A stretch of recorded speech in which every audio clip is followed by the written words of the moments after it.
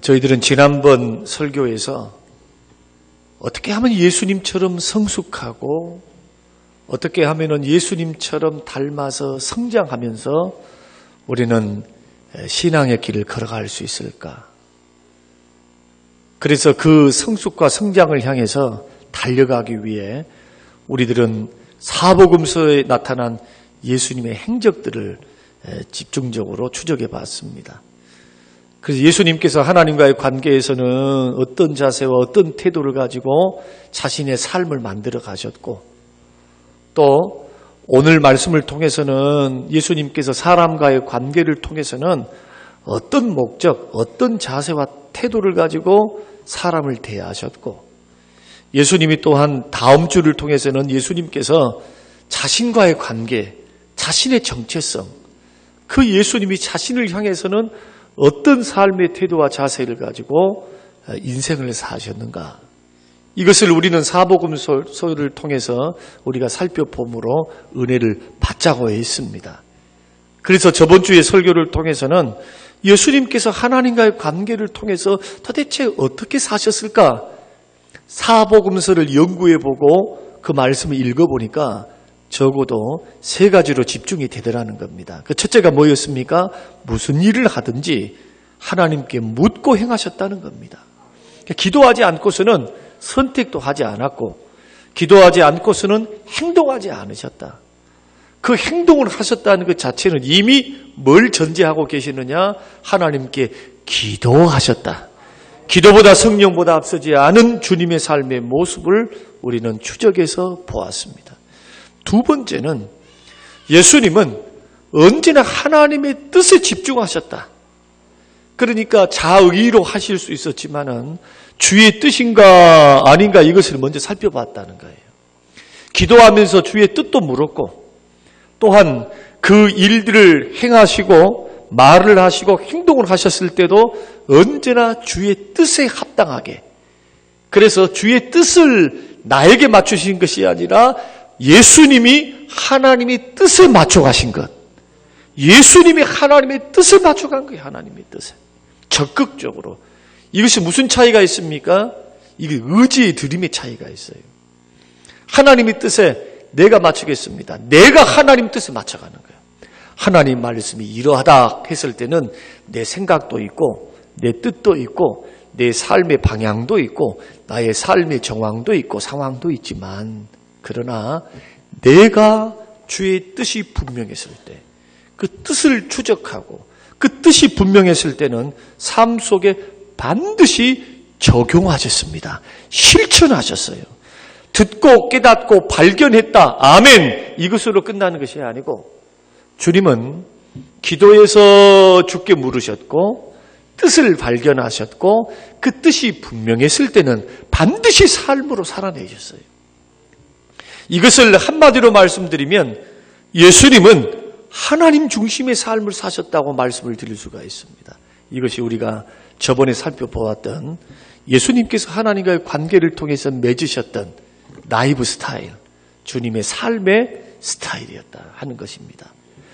오늘은 이러한 예수님께서 사람과의 관계에서는 도대체 어떻게 주님은 사람을 바라보셨고 태도를 가지셨고 어떤 목적으로 사람과 더불어서 관계를 맺어가셨는가, 그것을 통해서 우리는 교훈을 받고 예수님의 믿음의 분량까지 성장해 갈 수 있게 되시기를 바랍니다. 그것을 위해서 사복음서를 보면 첫째로 예수님은 일보다도 사람을 더 중요하게 여기셨습니다. 예수님은 항상 사람이 먼저예요. 사람이. 그 다음에 일을 하셨습니다. 마태복음 7장 22절에서 23절 말씀 보면 그날에 많은 사람이 나더러 이르되 주여 주여 우리가 주의 이름으로 선지자 노릇하며 주의 이름으로 귀신을 쫓아내며 주의 이름으로 많은 권능을 행하지 아니하였나이까 하리니 그때 내가 그들에게 밝히 말하되 내가 너희를 도무지 알지 못한다. 도무지 알지 못한다는 것은 뭐냐 하면은 애초부터 나와는 상관이 없다는 거예요. 내가 너를 안 적이 없었다는 겁니다. 불법을 행하는 자들아 내게서 떠나가라 하리라, 이렇게 말씀을 했습니다. 여러분 생각해 보세요. 예수님에게 이 일이 더 중요했다면 주님을 위해서 선지자 노릇하고 귀신 쫓아내고 많은 권능을 행하고 주의 이름으로 권능, 귀신을 쫓아내고 선지자로서의 선포, 말씀 선포했다는 거예요. 선지자 노릇이 뭡니까? 말씀 증거했다는 것이거든요. 그런데 주님은 그 사람이 일했던 일에 대해서 중요성을 말씀하는 것이 아니고 그 사람이 맺은 열매를 보시고 판단하셨어요. 오늘 마태복음 7장에 있는 말씀은 거짓 선지자와 참 선지자 구분법입니다. 어떻게 사람이 정말로 진짜냐 가짜냐를 어떻게 구분할 수 있는가? 겉으로는 모른다는 거예요. 겉으로는. 다 신앙의 모습을 보이고 있으니까.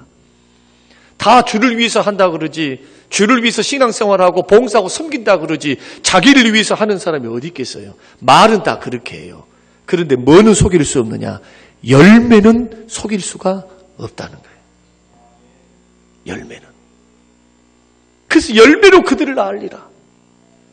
목적이 분명히 주를 위해서 일을 하는데 불법을 행해요. 자기의 이익을 위해서, 자기의 이름을 위해서. 자, 동기는, 목적은 주를 위해서 한다 해놓고 동기는 뭐냐 하면은 그 속에 욕심이 들어가 있고 자기를 인정해주는 인정이 들어가 있고 이것은 주님을 위해서 일한다고 말은 했지만은 주의 일이 아닙니다. 이것은. 주가 받으실 일이 아니라는 거예요. 그래서 주님은 일도 좋지만 그 일이 중요하지만 그 일하는 그 사람이 어떤 열매를 통해서 열매를 맺어가면서 어떤 동기를 가지고 그 일을 했냐는 거예요. 그 사람의 성품, 그 사람의 인격, 그 사람의 동기를 점검하시는 하나님. 그래서 하나님은 사람의 외모를 보지 아니하시고 마음의 중심을 보십니다.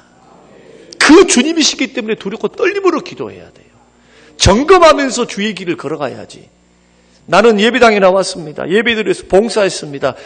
어리석게 여기만 머물러 있으면 안 돼요. 점검하셔야 자꾸 동기를 점검하고 내가 일하는 과정 속에서 열매가 어떤 열매를 맺고 있는지. 나는 주의 일을 한다고 열심히 하는데 상처를 주고 아픔을 주고 자꾸 사람 무너뜨리게 만들고 일은 한다고 하는데 하나님 영광 다 가려버려요. 그리고는 생색을 내고 자기를 알아주지 아니하면은 도대체 이 주님의 일인데 이 일에 대한 열심도 식어져 버려요. 목적이 바르지 못하고 동기가 바로 서지 못하고 열매로 그들을 낳을 텐데 그래서 이런 동기가 하나님 앞에 바로 서 있지 않으면 불법을 행하게 돼요. 주의 뜻대로 섬김의 길, 봉사의 길을 걸어갈 수가 없다는 거예요. 그만큼 주께서는 일, 종교생활, 소위 말해서 우리들이 하나님 앞에 드려진 이 주의 이름을 걸고 하는 이 모든 일이 하고 끝나서 되는 것이 아니고 주님은 그 사람이 어떤 열매를 통해서 아니 주의 일을 하면서 육체의 열매를 맺으면서 시기, 다툼, 미움부터 시작해서 분노, 음란 이 속에 들어와 있는 이 잡다한 잘못된 보세요. 육체의 열매를 가지고 그 일을 하면은 주의 이름을 내고 걸었지만은 열매를 딱 보니까 하나님도 알고 주변의 사람도 알게 돼요. 그러나 만약에 열매에 집중할 줄 알면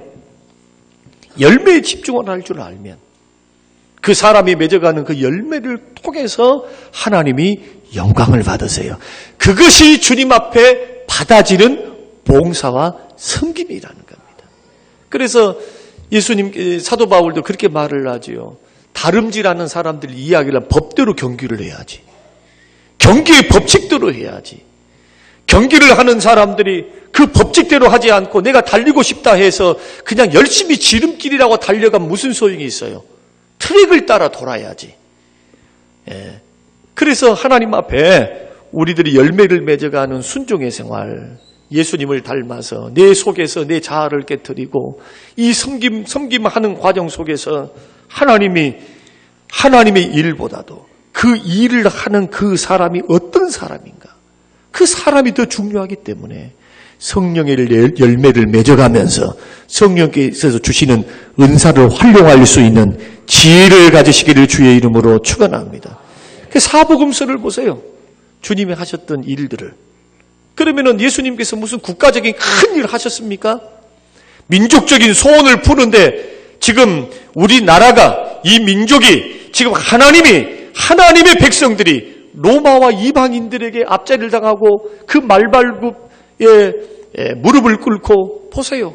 고난을 당하고 있으니까 독립운동을 하자. 주님의 하늘의 권세를 가지고 능력을 가지고 무슨 김구 선생님 같은 위대한 일을 하셔서 우리의 구주가 되셨습니까? 그러지 않으셨어요. 거의가 다 사람과 관련된 작고 사소한 일들 뿐이었습니다. 사람과 관계된 작고 사소한 일들. 마태복음 11장 2절 3절의 말씀 보면 그래서 예수님을 메시아라고 믿고 있었던 세례 요한마저도 갑갑증이 생긴 거예요. 예수님이 하는 일들 딱 보니까 무슨 민족 봉기를 해서 일어나자, 독립을 쟁취하자, 내가 메시아다 외치면서 어떤 거 짠짠짠 하면서 국가적인 막 큰 일, 하나님을 위해서 큰 일을 하면 참 좋겠는데 그런 큰 일들 하나도 없어요. 그러니까 하도 깝깝하니까 자기의 제자들을 보내가지고 감옥에 갇혀있는 그가 제자들을 보내가지고 이렇게 예수님께 물으라고 말합니다. 당신이 메시아 맞습니까? 사랑하는 성도 여러분, 우리가 주의 일을 한다고 무슨 폼나는 일, 막 큰 일을 하기보다는 우선 예수님처럼 사람에게 초점을 맞추시기를 주의 이름으로 축원드립니다. 사람에게. 신앙생활이라고 하는 것은 사람을 섬기는 거예요. 어떤 제도, 어떤 종교적인 어떤 열심, 이것을 통해서 일을 위한 일로 섬겨가는 것이 아니고 주님이 하셨던 사역의 대부분, 거의 대부분 뭐냐? 하나님을 어떻게 섬길 것인가? 사람을 어떻게 섬길 것인가? 그래서 죄인을 구원하기 위해서 이 땅에 오신 거예요. 살리시려고. 일도 중요하지만 그러나 관계를 잘 맺어가십시오. 교회를 받들고 섬긴다는 게 뭡니까? 교회 제도를 섬긴다는 것입니까? 교회에 있는 어떤 여러 가지 부서에 있는 일을 한다는 것입니까? 결국은 사람을 섬기는 것인데 그 사람이 누구냐는 거예요. 피값으로 산 하나님의 자녀들입니다. 예수님의 몸인 거예요. 그러니까 우리들이 일을 한다고 하면서 형제들을 가슴 아프게 만들고 실족하게 만들고 넘어지게 만들고 일을 조금 더디할 수는 있잖아요. 그거 피하라는 겁니다. 예수님은 그 길 안 걸어가셨으니까. 그래서 좀 기다려주고 오래 믿어주고 그러면서 일 때문에 사람을 놓치는 어리석은 인생이 되지 않으시기를 주의 이름으로 축원드립니다. 어떤 것도 거기에 서 있을 수가 없어요. 왜냐하면 예수님은 한 영혼을 천하보다 귀하게 여기 때문에. 네. 일이 먼저냐 사람이 먼저냐 이는 선택의 문제가 아닙니다. 이 말씀을 잘못 들으면 이제부터는 일하지 말자. 사람이 최고라더라. 이제부터는 우리 놀자. 교제하자. 또 이런 식으로 적용하실 엉뚱한 분은 없으시겠죠? 이것은 일이 중요하느냐 관계가 중요하느냐 둘 다 중요해요. 그러나 우선순위의 문제라는 거예요. 관계를 잘 맺어가면서 주의 일을 잘하면 만점짜리인 줄로 믿습니다. 그러나 일을 한답시고 일을 하는데 사람을 실족해 한다. 성령이 내가 다듬어지지 않아가지고 사람을 자꾸 실족해 해요. 거짓말, 시기, 질투, 미움 이런 것들이 자꾸 우리 속에 들어와서 하나님의 교회에 열심히 일하라고 섬기고 사랑하고 섬기면서 서로 자라가라고 그렇게 말씀하는데 여러분 보세요. 영적 어린아이가 되어서 늘 그런 일들이 있다고 한다면 어찌 건강한 하나님의 교회요 공동체요 예수님의 믿음의 분량까지 자라난 성숙한 그리스도인이라고 말할 수 있겠어요. 저는 성림교회가 예수님처럼 예수님을 닮아 성숙한 교회 공동체가 되시기를 주의 이름으로 축원합니다. 이것을 향해서 걸어가야 돼요. 이것을 향해서.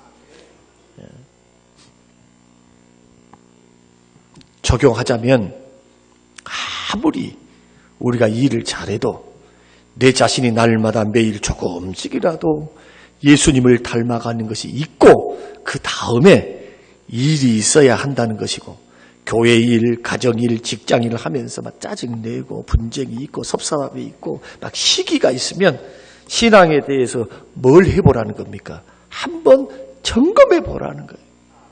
나는 열심히 예배당 나오고 나는 봉사하고 있는데 나 신앙생활 잘해요. 이런 말 하지 말고, 나는 어떤 열매를 가지고 나는 어떤 영향력을 끼치면서 나는 하나님이 보시고 마음 중심을 보시고 행동을 달아보시는 하나님 앞에 나는 어떤 믿음으로 성장해 있는가, 이거 고민하라는 거예요. 이것을 살피지 못하고 서 있으면 이 일을 열심히 하면 할수록 거친 돌이 됩니다. 하나님 교회의 덕이 안 돼요. 그러나 반대로 내 인격이 부족하고 연약한 나이지만은 늘 주님의 은혜 앞에 자신을 저쪽 복종시키며 성령의 은혜 앞에서 성령의 열매를 맺어가면서 주의 일을 하는 지혜로운 분들이 있어요. 자신이 더 겸손하게, 지도자이면서 겸손하게 낮아져서 그분들을 존중히 여기면서 그렇게 겸손하게 하니까 주변 사람들이 뭐라고 말하냐면은 틀려요, 그렇게 말한다고요. 달라요. 목사님 다르신 것 같아요. 자발적인 순종이 나와요, 이런 분들에게는. 왜냐하면 마음에 감동을 주고 있기 때문에. 섬김이 똑같은 섬김이어도 질이 틀리고 수준이 틀리고, 그리고 주님은 그것을 보고 계신 줄로 믿으시길 바랍니다. 그래서 성경은 늘 말씀하시잖아요. 서로 사랑해야 비로소 내 제자인 것을 불신자들이 안다. 주변 사람이 안다. 이렇게 섬겨가야 사랑의 관계가 점점점 자라가지. 열심히 일을 하는데 사람 중심으로 사람과 관계를 맺어가지 못하고 일은 열심히 하는데 상처를 줘봐봐요. 그러면 점점점 그 사람 주변으로 일도 떨어지는 것뿐만 아니라 교회가 별로 아름답지를 못해요. 성림교회 가기 싫어. 뭐 하려고 우리 교회 오겠어요? 올 이유가 하나 없지요. 불편하고 힘이 들고. 그런데 이 관계가 사랑의 관계가 되어서 일 중심이 아니라 관계 중심으로 늘 사랑하는 마음으로 서로가 서로를 아껴주면서 믿음의 길을 이렇게 간다고 생각 한번 해보세요. 그러면 몸은 피곤하고 힘이 들어도 마음은 즐거워 기뻐서 가정으로 돌아가는 거예요.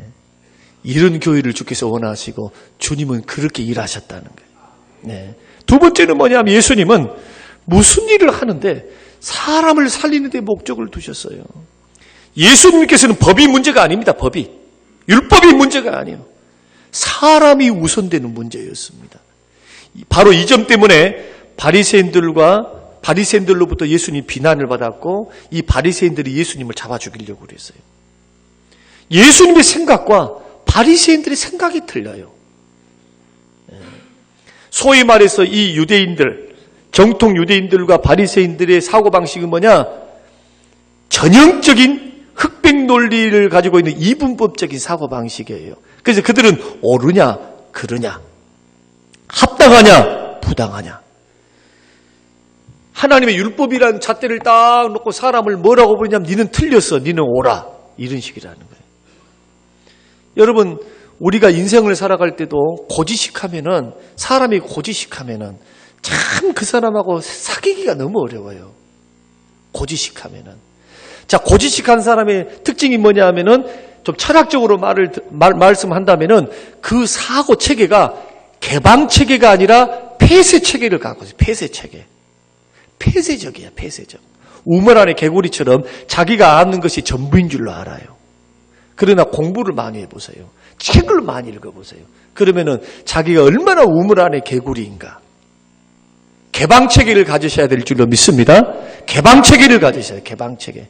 나하고 다르다고 틀리다고 하지 말고, 여러분들이 신앙에 대한 진리 문제에 있어서는, 예수 믿고 구원받는 이 복음의 문제에 있어서, 진리의 문제에 있어서는 여러분 물러서면 안 돼요. 이 문제는 생명과 직결이 되어 있고 하나님의 말씀이니까. 그러나 적용할 때는 말이에요.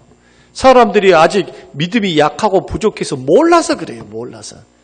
예수님도 자신을 향하여 비난하고 십자가에 못 박은 사람들을 향해서 예수님이 뭐라고 말씀했습니까? 율법대로 말하면 다 죽일 놈들이죠. 율법대로 말한다면 세상에 누구를 죽입니까? 생명의 주님을 죽여버려. 창조주를, 피조물이 창조주 예수님을, 구세주 예수님을 십자가에 못 박고 있는데 저들이 알았으면 그것을 했을까요? 모르니까 그 일을 했단 말이에요. 그러니 주님은 흑백 논리로 보지 않죠. 그래서 사람을 살리는 데 목적이 있으니까 주님 저들이 몰라서 그러니까 저들에게 저들의 죄를 저들에게 돌리지 마시옵소서. 이것을 그대로 배웠던 사람이 누굽니까? 스데반 아니에요, 스데반.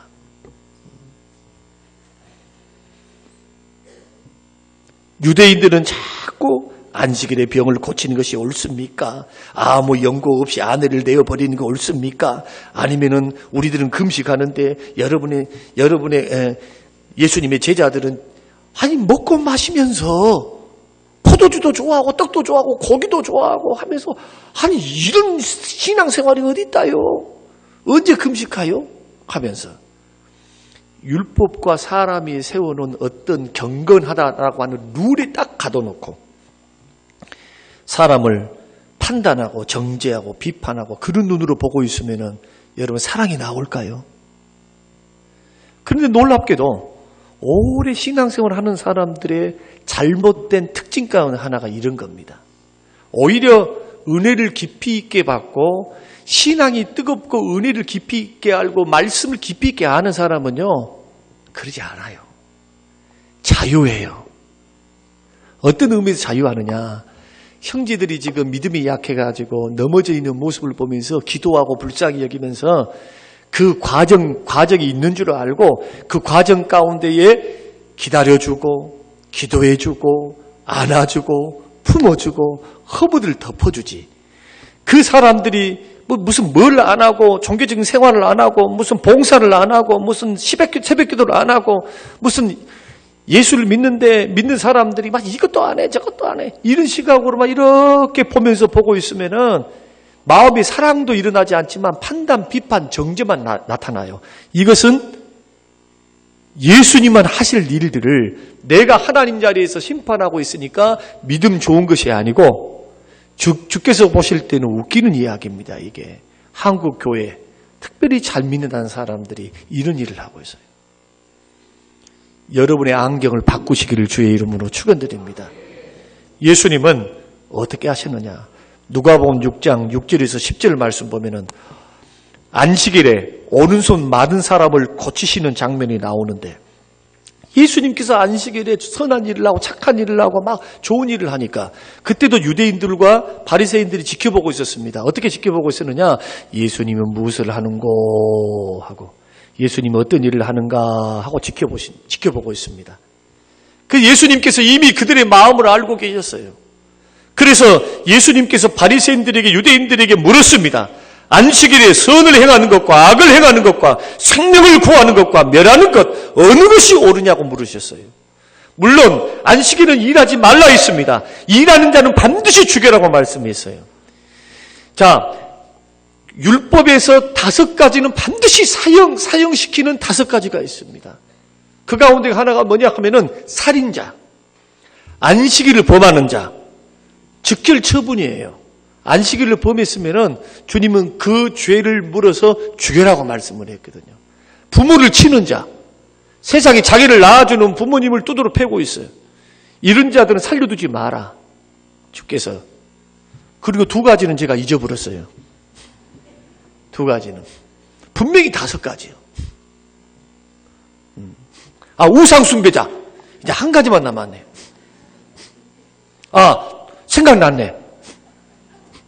점쟁이, 사술, 막 사람들을 미혹해가지고 막 돈 뜯어내고 막 구대라 뭐해라 이런 자들은 살려두지 마라. 예. 근데 우리 신앙생활도 마찬가지예요.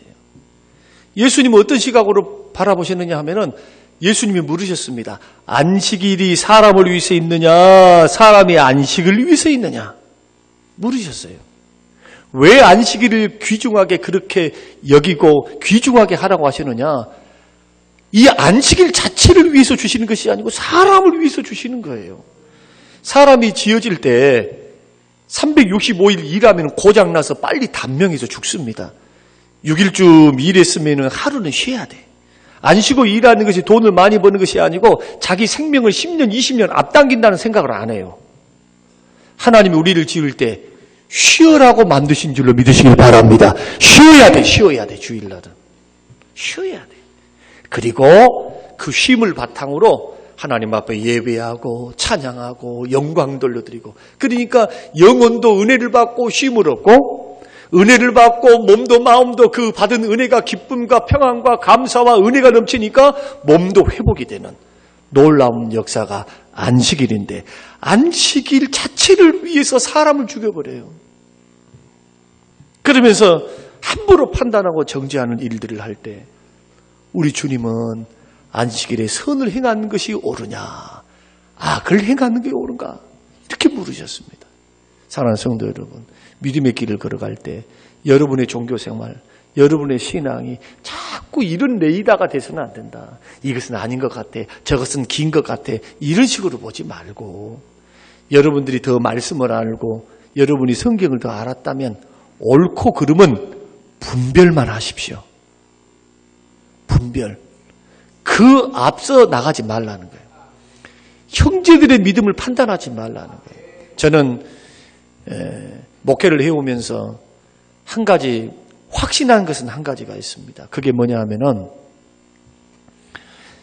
목회를 이렇게 해보면은 믿음이 빨리 자라는 분들이 있어요. 이런 분들은 제가 업어주고 싶은데 100점짜리라서 얼마나 업어주고 싶어. 그냥 계속 업어주고 싶어. 업고 예배를 드리고 싶어. 그냥 말씀을 드려도 한마디 말하면 10개를 알아들어. 그리고 변화가, 그냥 삶 속에 변화가 일어나고 믿음이 그냥 안정되어 있어요. 목사가 신경 쓸 이유가 하나 없어. 그렇게 믿음이 이쁘게 자라가는 분들이 있어요. 계속해서. 근데 어떤 분들은 징글장글 변하질 않아요. 진짜. 너무너무 안 변해. 도대체 그 많은 세월 설교를 어떻게 들었을까? 그 말을 지금 소위 말해서 죄송합니다마는 내가 여기서 하지 않고 법당에 가서 내가 말을 했으면은 그 보살들이 듣고 변했을 것 같아요. 내 생각에. 얼마나 반복을 많이 했는데. 하루는 하나님 앞에 교회를 놓고 기도하면서, 교회를 놓고 기도하고, 그리고 어쩌다 한 번 오신 분들도 내 마음속에 늘 있어요. 365일. 이분들을 위해서 기도하고 이분들이 믿음으로 서야 되는데, 이런 생각들이 있기 때문에 늘 살피고 있어요. 주일날 예배 딱 마치면 여러분들이 집에 가는가는 몰라도 저는 신방해요. 그리고 누가 왔는가 점검하고, 그리고 얼굴들을 살피고, 누가 은혜를 받고 있는지, 누가 시험에 들어있는지, 누가 얼굴이 피곤해 있는지, 눈만 돌아봐도 다 사람들 눈에 보여요. 안 보고 있는 게 아니에요. 다 보고 있어요. 이걸 놓고 기도하고, 이걸 놓고 지시를 해. 지시. 전화해봐라. 가봐라. 아무개 순장한테는 지금 상황이 어떻습니까? 뒤에서는 이 사역을 하고 있는 거예요. 그 징글장글 안 변한 사람들이 있죠. 그래서 하도 안 변하니까 이제 하나님 앞에 이런 기도를 합니다. 하나님, 이제는 주께 맡길게요. 내가 이 정도 했으면 됐지. 나도 좋은 소리 듣고 싶고, 나도 더 이상 싫어요, 하나님. 그러니 더 이상 나는 관계 안 합니다. 더 이상 말도 안 하고 나는 그냥 있는 듯 없는 듯 그냥 그렇게 생활하랍니다 하고 이제 이렇게 하는 거예요. 딱 내려놔버려. 얼마나 편한지 몰라요. 뒤에서 기도만 해요. 근데 웬걸요? 1년이 지나고 12년째 지금 대신방을 하고 있잖아요. 그렇게 잘하지 않을 것 같고 그렇게 믿음이 별로인 것 같은 하나님의 사람들이 어떻게 되냐. 지금 이 자리에 다 나와 계셔. 이런 분들이 본인들이 간증을 했으니까. 믿음이라는 게 들어가가지고, 은혜라는 것이 들어가가지고, 인격적으로 예수를 만나니까 변화가 일어나요. 이제는 저절로 주일이 그리워진대. 주일이. 유튜브 설교를 통해서 늘 쉬는 시간마다 들으면서 은혜를 받고, 이런 분들이 다 어떤 분들이냐 하면은 우리 교회에 이제 신앙생활 하면서 변화되지 못했던 사람들이, 꿈틀거리지 못했던 사람들이 10년이 지난 후에 이렇게 되시는 분들이 있다는 거예요. 그래서 나는 이렇게 하나님 앞에 하나님을 찬양하면서 대신방하고 돌아오면 언제나 가슴 벅차서 돌아와요. 첫 신방 해서 첫 가정을 갈 때 너무너무 힘들어. 너무너무 힘들어. 7, 8가정을 해야 되고 계속 돌아다녀야 되고. 예. 그런데 돌아올 때는 얼마나 기쁨과 감격으로 돌아오는지요. 그래요, 하나님. 나는 물을 주고 나는 심는 것밖에 없는데 잘하는 것은 주님이 하셨어요. 주가 하셔요, 주가. 할렐루야? 주님이 하신 거예요. 마찬가지입니다. 우리들이 사람과의 관계를 맺어갈 때 제일 잘해야 될 것이 뭐냐 하면은 오래 참아주는 겁니다. 기다려주는 거예요. 기다려주는 거. 기도하면서 기다려주는 거.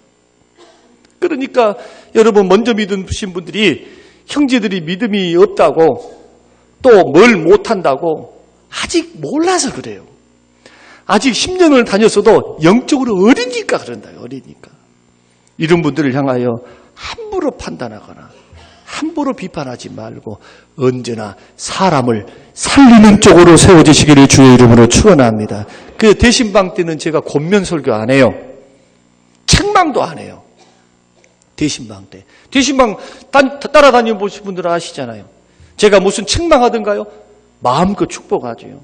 그리고 그 사람들을 놓고 말씀을 준비하고 기도로 심고 그 기도의 제목들이 이미 1년 전부터 나와 있고 또 기도 제목을 받잖아요. 하나님 앞에 잘하게 하실 분이 주님이시니까 하나님이 역사해 주시라고.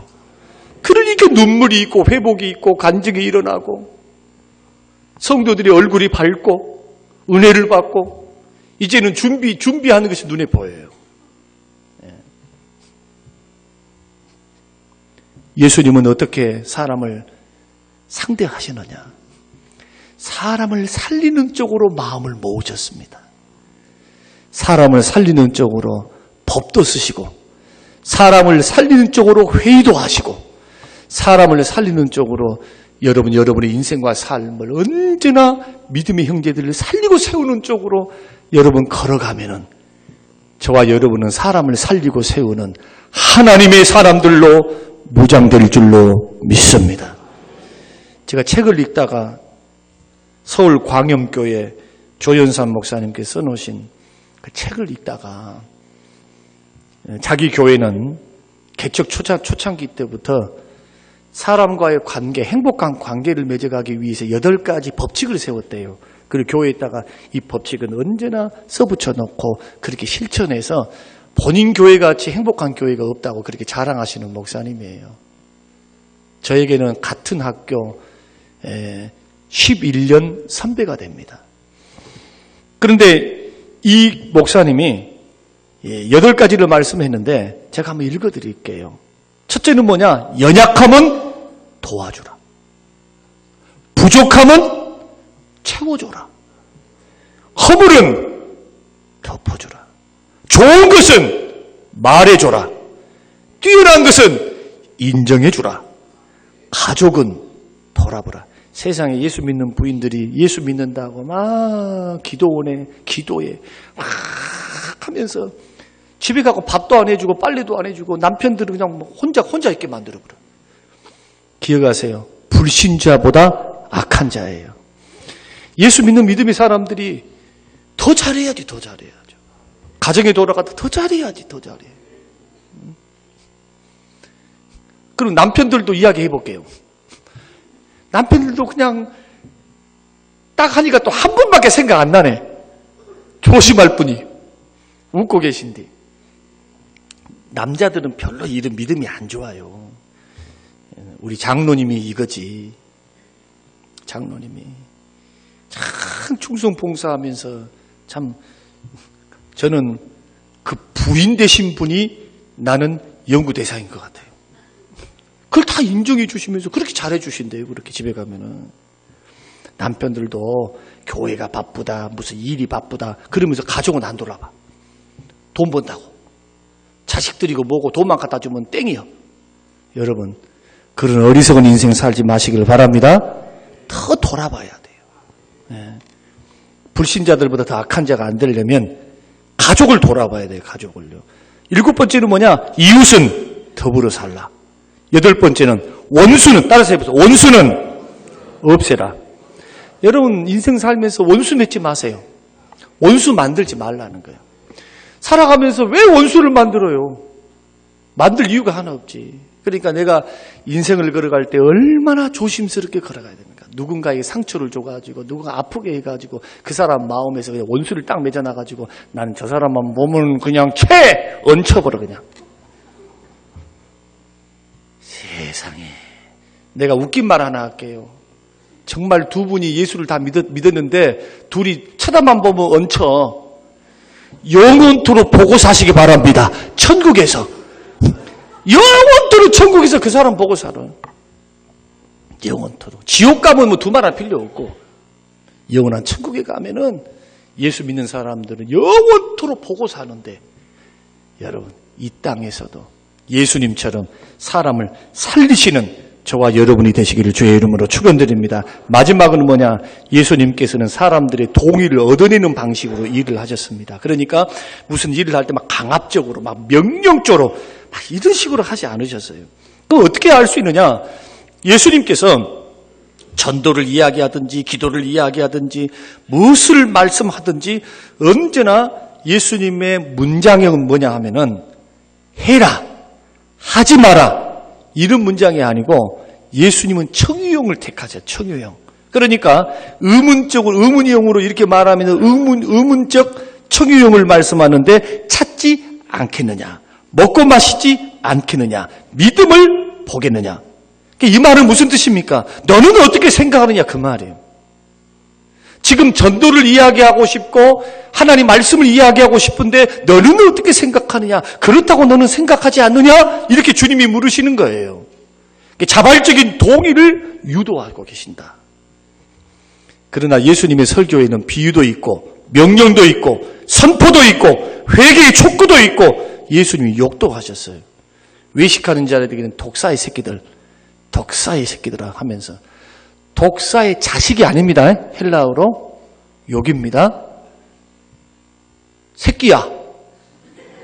기분 좋을 사람 누가 있어요? 바리새인들이 있는 데서 예수님이 외식쟁이를 향하여 잘 믿는다고 하면서 뒤로는 완전히 뒤로는 죄짓고 돌아다니면서 겉으로는 잘 믿는다고 뻐기면서 회개할 줄 모르는 자들을 향하여 주님이 독사의 새끼들아, 회치란 묻어마. 그러니까 바리새인들이 잡아 죽이려 한 거예요, 예수님을. 그런데 보세요. 믿음의 형제들과 예수를 따르는 사람들에 대해서는 어떻게 했느냐? 강압적으로 명령하신 것이 아니고 예수님은 본을 보이면서 따라오게 하셨어요. 그러니까 관계를 맺어가고 일을 할 때, 사람들 일을 할 때 자꾸 여러분 이렇게 하지 마세요. 고집쟁이 같이 내 생각에는요, 자, 이거 해야 됩니다. 이런 말 하지 마세요. 이런 말. 내 생각해 보니까 이것은 이런 것 같습니다. 여러분 어떻게 생각하십니까? 이렇게 해야 돼. 예수님처럼 하시려면요. 여러분 보십시오. 이렇게 해야 된다고 말을 하면 그 사람하고 무슨 대화가 되겠냔 말이에요. 본인이 결론을 딱 내려놔버리면 어떻게 대화가 되겠어요? 싸우는 것밖에 없죠. 한국 사람이 제일 못한 게 이거예요. 그래서 한국 사람들은 회의만 해놓으면 싸워요. 독일 사람들은 회의를 하면 이야기를 해요. 감정을 내려놓고 대화라는 것을 해. 한국 사람은 이야기를 해놓으면 자기 뜻대로 안 되고 꼬라지를 부리고 뭘 하냐면은 싸워버려 그냥. 안 그러시는 분. 안 그러시는 분. 그래서 무슨 위원회에서 뭔 일이 있었답니다 하고 들어보면은 쓸데기 없는, 쓸데없는, 아니 들을 만한 가치가 없는 것을 가지고 그러고 있어요. 어떻게 해야 되느냐? 성숙하려면 예수님처럼 동의를 얻어내야 돼요. 물으세요. 할렐루야? 물어야 돼. 내 생각은 이렇습니다. 이런 방향이 좋을 것 같습니다. 예수님처럼 그렇게 해야 서로가 대화가 되는 거예요. 그래야 합의를 도출해낼 수 있어요. 그러나 나는 이렇습니다 하면은 상대방 그 사람을 설득을 시켜야 되고 이겨놓든지 따라가든지 둘 중에 하나 해야 되겠죠. 그러나 청유형으로 해놓으면 서로가 의견을 서로 내놓을 거라는 거예요. 내 생각은 이렇습니다. 내 생각은 이렇습니다. 이렇습니다. 이렇습니다. 이런 바탕으로 일이 조금 지연된다 할지라도 서로 의논하면서 이게 상대를 존중하고 배려하는 겁니다. 할렐루야? 이렇게 섬기셔야 돼요. 자기가 했던 경험을 가지고 아무리 회의를 모인다 할지라도 경험을 가지고 이건 이렇다 결정 짓는 말하지 말고 회의의 자리에서는 내 의견을 내어놓는 거예요. 동의제창을 구하는 거잖아요. 그렇게 하면서 걸어가야 목소리 큰 사람이 이기는 것이 아니고 강압적으로 해서 밀어붙이기 식으로 해서 이기는 것이 아니고 그렇게 되면은 상처를 받는 사람이 생기고 교회가 쪼개지기도 하고 서로가 마음이 분열이 됩니다. 어떻게 해야 되느냐? 동의를 얻어내십시오. 강압적으로 하지 말고 본을 보이면서 겸손하게 상대방을 배려해서 내 의견은 이렇습니다. 우리 당회에서는 하나를 결의를 예전에 했던 게 있습니다. 예를 들어서 화를 낸다. 그럼 다음부터 들어오시면 안 돼요. 우리는 그거 원치 않습니다. 아니 주의 일을 하면서 왜 화를 내요? 하나님의 영광, 의를 드러내지 못하는데 벌써 자기를 다스릴 수 있는 다스림이 준비가 안 돼 있는 거예요. 주의 종으로서 거룩한 성읍을 이루고 하나님의 일할 수 있는 자격이 안 돼 있어요. 벌써. 좋은 말 할 수 있잖아요. 말로서 이만 저만. 근데 벌써 화부터 나가지고 무슨 뜻대로 안 되면은 뭐 주의 일이 안 됩니까? 그러지 않아요. 주께서 우리에게 일을 맡겨주셨다면 이것은 당회에서 하나의 일입니다. 그리고 어떤 부서에서도 마찬가지. 이 하나님 앞에 주신 일들이라 이거예요. 그러면은 서로 존중하면서 내 생각은 이렇습니다. 서로 의논하고 그 다음에 다수가 원하면 내 뜻도 포기하고 따라가 봐봐요 한번. 하나님이 그 일들을 이루시지 아니하신지. 그러나 다수가 원하지 않으면 여기는 하나님의 선한 뜻이 있겠구나 하고 한번 자기 뜻을 내려놔 보세요. 주의 일이 어떻게 되는지. 하나님은 일하실 줄로 믿습니다. 그래서 혼자서 독단적으로 하는 것보다도 여러 사람이 모여서 의견을 서로 조율하면서 일할 때 뭐가 생기느냐 하면은 지혜가 생겨요. 지혜가. 나는 오늘 이 말씀을 통해서 세 가지로 우리들 말씀을 나누었습니다. 예수님이 어떤 일들을 하셨느냐. 사람과 관계 속에서는 일보다 사람을 더 중요하게 여기셨습니다. 일 때문에 사람 잃어버리지 마십시오. 사람을 얻으시기 바랍니다. 예. 두 번째는 사람은 살리는 데 목적이 있으니까 여러분 몰라서 그래요. 몰라서. 약해서 그러고 부족해서 그러니까 허물은 덮어주고 그 다음에 언제나 그분을 살리는 방향으로 법도 정하고 살리는 방향으로 마음을 모아야 돼요. 그래야 교회는 세상 법하고 틀려요. 살려야 돼요. 자꾸. 살리면 회복이 됩니다. 회복이 돼요. 그리고 마지막으로는 언제나 강압적으로 막 밀어붙이기식으로 하지 말고 동의를 얻어내는 방식으로 주변 사람의 나이 고하를 불문하고 직분을 불문하고 특별히 장로님들은 더 조심하셔야 돼요. 장로님들은 말 한마디 무게가 있으니까 그 무게가 얼마나 커요. 성도들한테 명령적으로 해버리면은 해야 돼, 말해야 돼. 아닌 것 같은데 해버린다고. 그럼 그 다음부터는 장로님 말하면 안 들어요. 이제부터는 옆에 가기가 싫어. 그러게 되면은 여러분 큰일입니다. 주님 손해고 교회 손해예요. 언제나 물으셔야 돼요. 어떠냐고. 우리가 이런 의견이 있었는데 한번 좀 시간이 어떠시고 겸손함으로 이렇게 이야기를 하면 다 될 수 있고 마음 안 다치면서도 그러면은 장로님이 말하는데 안 한다는 사람 누가 있어요? 근데 좋은 말도 예를 들어서 강압적으로 이렇게 해버리면은 마음의 상처가 딱 와가지고 먼저 마음의 문을 딱 닫아버린다고요. 이것이 적은 문제인 것 같습니까? 여기에서부터 교회가 분열이 되는 거예요. 감정에서부터. 오늘 예수님처럼 성숙한 교회가 성림교회가 되시기를 바랍니다. 오늘 예수님의 원칙, 예수님이 사람을 관계 맺어가는 그 방법을 배웠습니다. 오늘 이 말씀을 듣고 우리 건강한 교회, 예수 닮은 교회, 행복한 교회, 주를 위해서 일하면서도 행복해가지고 자원함으로 일할 수 있는 서로가 사는 교회, 이 교회가 성림교회가 되시기를 주님의 이름으로 축원합니다.